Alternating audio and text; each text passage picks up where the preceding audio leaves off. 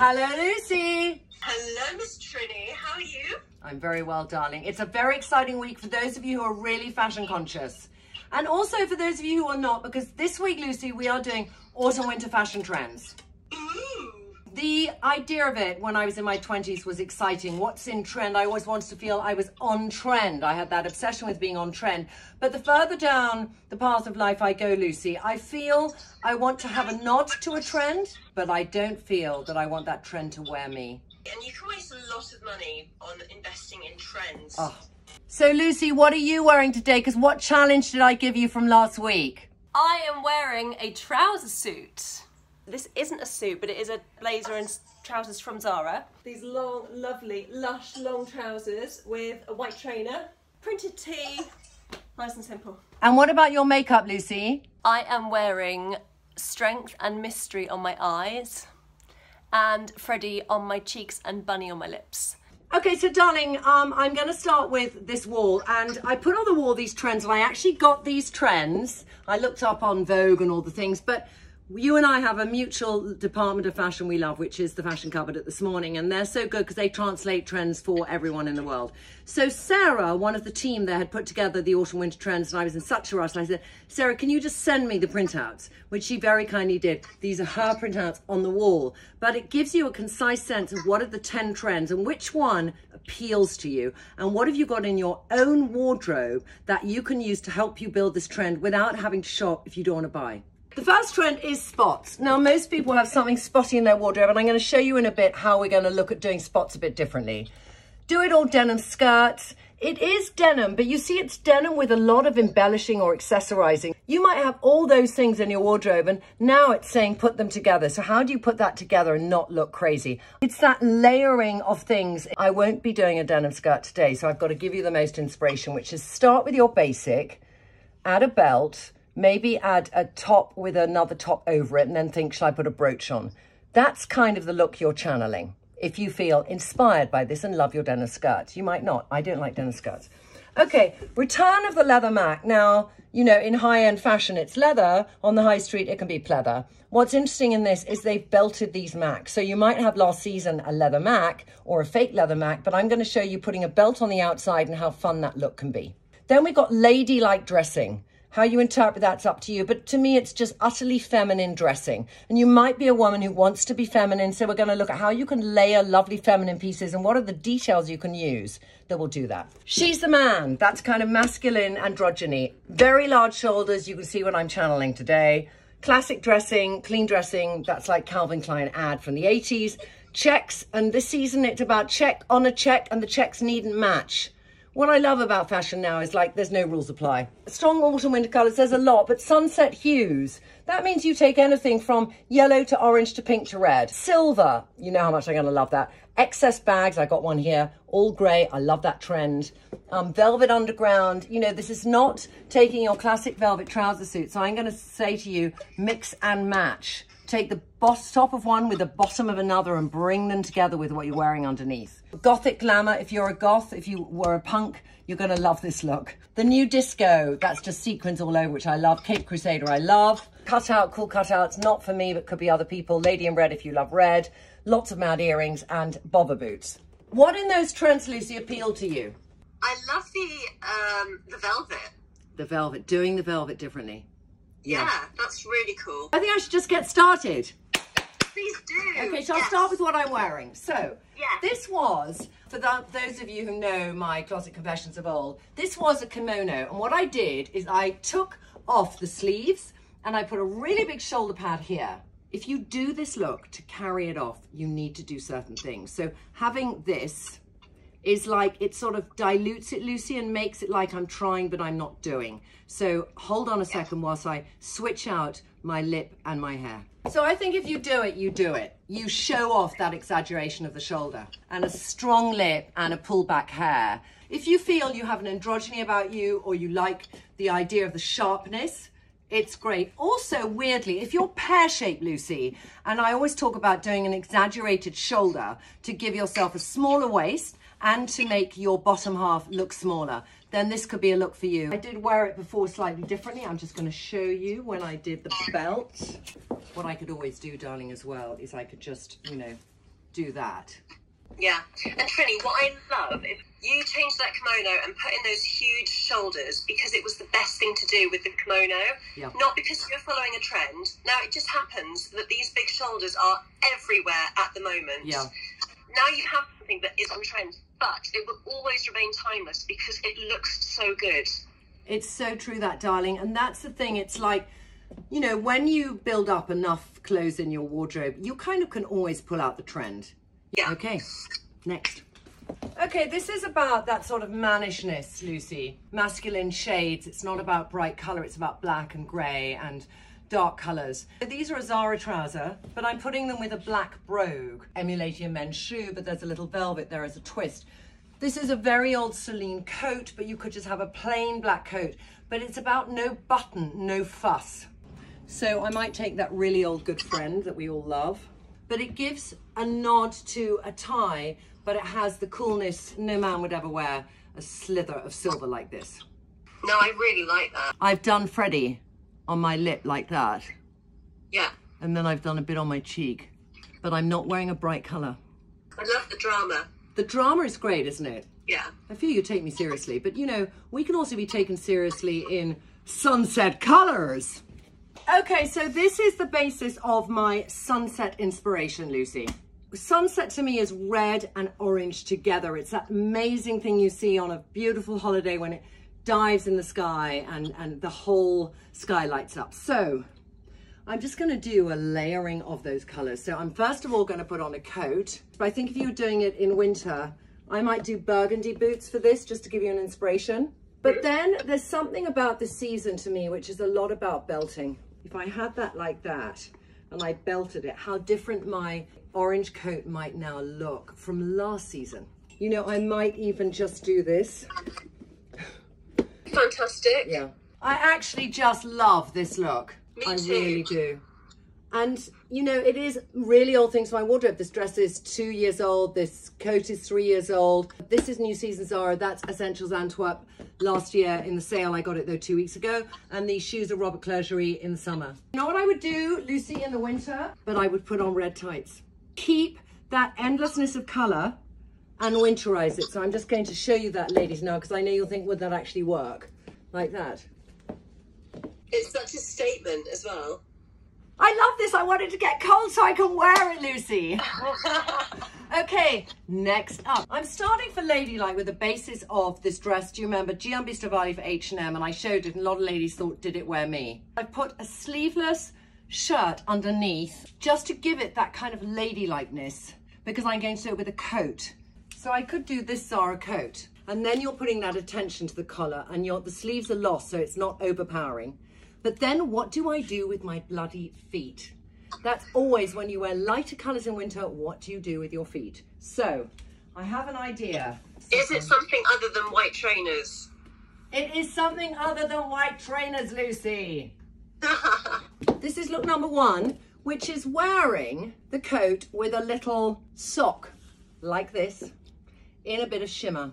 If you did buy the Zara one, this is how you can wear it for winter.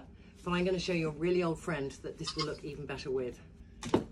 So this is the coat I'd actually wear it with, Lucy. This is a really, really, really old Prada. But what I like is the length. It's a little bit longer than the dress. And I think for this ladylike moment, I would love the coat to be longer than the dress. The shoes, I might get a shade darker. I don't know, but it gives you a sense of it. And then I think makeup for this, you know, when we're talking ladylike, we're talking soft and feminine. So I do Dido for that softness and keep it all sort of pretty and feminine. This is a little bit too, Lucy, about taking summer dresses and winterizing them, which we're going to do a whole thing on. But I think this is one way to think about it. You know, try and find a coat that's a winter weight, but in a summery shade, which this is. And just think about having fun tights from like Tabio or socks, which are a color that won't be such a contrast. Because if I did this with black tights, it would be so different. Yeah, absolutely. Okay, I'm going to be ladylike somewhere now. This is about wearing checks and the way to wear checks in a fresh new way. So I love a check that's not a traditional check combination, but there are many colourful checks about. And when there's a colourful check, you got to then think, how do you wear it in your wardrobe? So this is a really old And Other Stories coat, and I love the way they copied this sort of Balenciaga. I've done it with a really old And Other Stories pair of trousers because I wanted the orange to come out and then have the orange in the blouse, which is that very old Topshop blouse. So I kind of just brought all those colours together, and then actually I'm going to be very naughty, and on top of the Dido, Courage, eye to eye.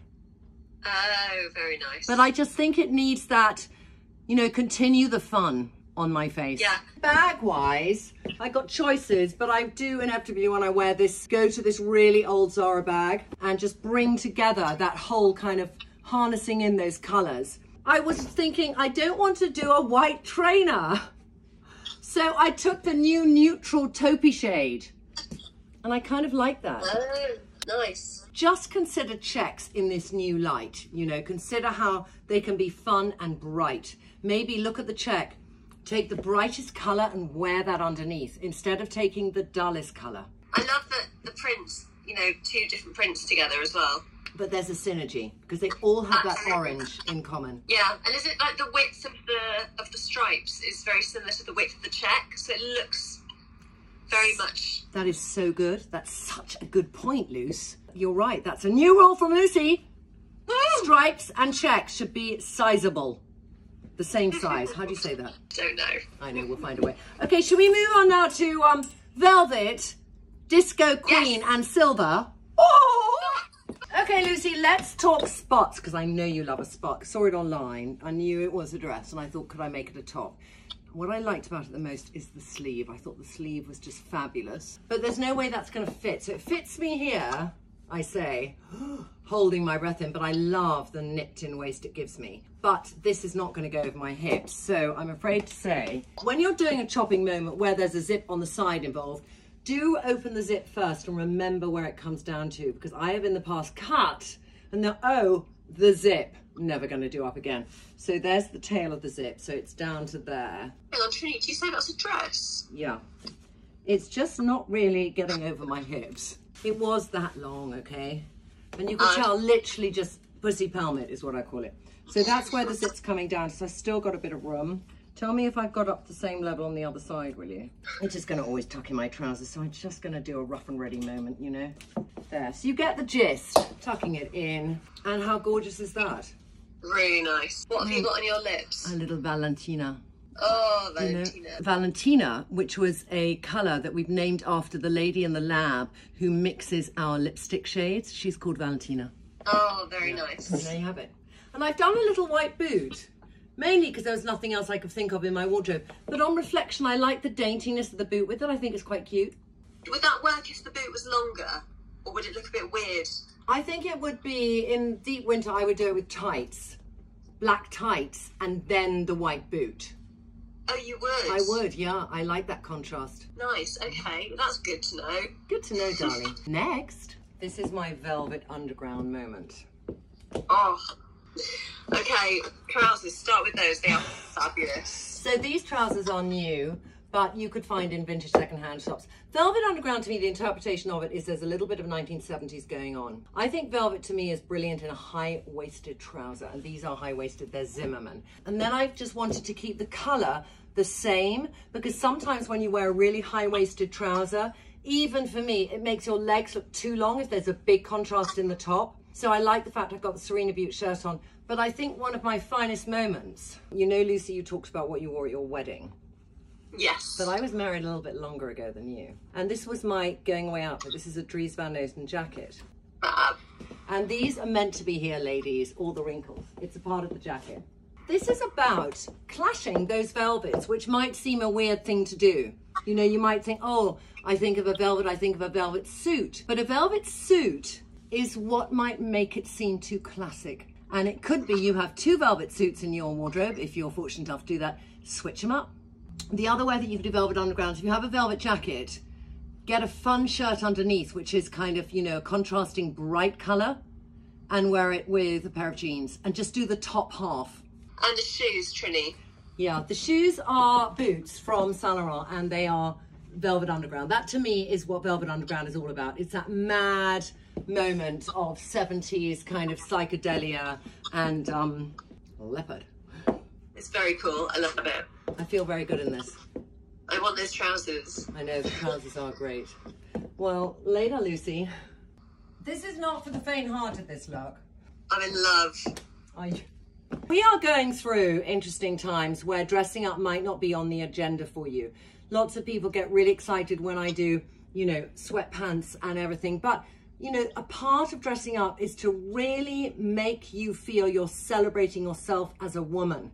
And even if you just dress up and prance around at home, ladies, feel the joy. That's what dressing up is about. These are the Topshop. I used my Robert Clergerie orange shoe for a bit of extension of colour. Last year reserved sequin trouser suit, and I've just taken the jacket. I've changed it up by belting it with a really old Topshop belt. And then on top of this, I put a little faux fur, and God knows where this came from. It was something probably in the This Morning fashion cover, which I said to Amber, can I pay for that and take it away, please? All the things we love, you know. I love sequin, fur, rainbow, joy, frivolity. Yeah. You always say to me, Trinny, about high days and holidays and those clothes that we save for those moments. Yeah. And I think with the state of the world right now, if you are going out, why not just go up a notch, take it to that level? Because we don't get to go out at all anymore, so yes. Do it. Yes, it's exactly your point. And you said the other day how much you dressed up. Also, I put on a summer lip. I put on Pia with a little bit of Myco sheer shimmer over the top, just to give it that like wowzer. But Lucy, you are so right. We're going out less, so let's really go out with a bang. And I don't mean that in any other way apart from going out for dinner. It's inspiration, and that's what we got to do. So what are we going to do next week? Now, we could go the total other extreme, Lucy, and we could do all the things that I wear inside home without going out. And by that I mean not dressing up for Zoom or dressing up for myself to prance around the house, but like, what's my slouchy wear? I do think party wear, I mean, I still want to do party wear, and we just have to think what that means. You know, we're nearly too late for transitional dressing, but I still think how to turn your summer wardrobe into a winter delight. Nice. You know, I'd like to look at that. Okay. All right, those are some options, ladies. Throw out your other options too, and thank you. And Louise, who is so like just about to fall flat behind the camera. Big thanks, Louise, for holding the camera today so I could prance around. And lovely to see you, Lucy. Lovely to see you too, Trinny. Have a lovely weekend. You too, darling. Bye, everybody. Bye.